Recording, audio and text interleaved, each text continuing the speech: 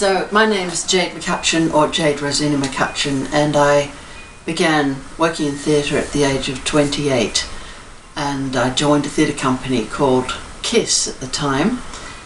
This was in 1980, and I went to Holland, and I was with them for 2 years, and they were a very Grotowski based physical theatre company.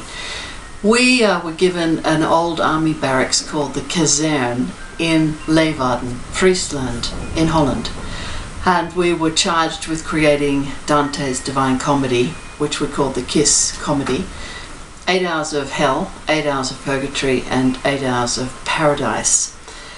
And for hell we decided to cross-dress and mount 24-hour rituals around the 7 deadly sins.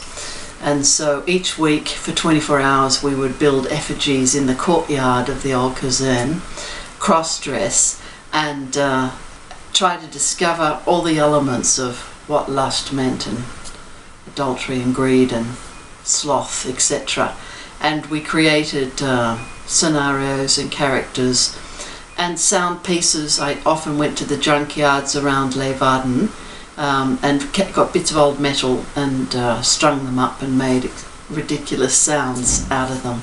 Anyway, we performed the 24-hour show 3 times in Holland, and it was an extraordinary event. Everyone dressed as Virgil at different times to take the audience through from 10 o'clock in the morning on Saturday to 10 o'clock in the morning on Sunday.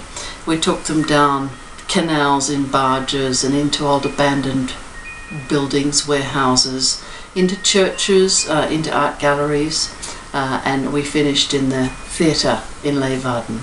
And by then everyone was completely rooted. You know, we'd been going 24 hours, and the audience had been on a journey of witnessing actors transform into so many different roles that there was a sort of great bonding that occurred between us all after that. And I think that was definitely one of the most powerful theatre experiences I've ever had.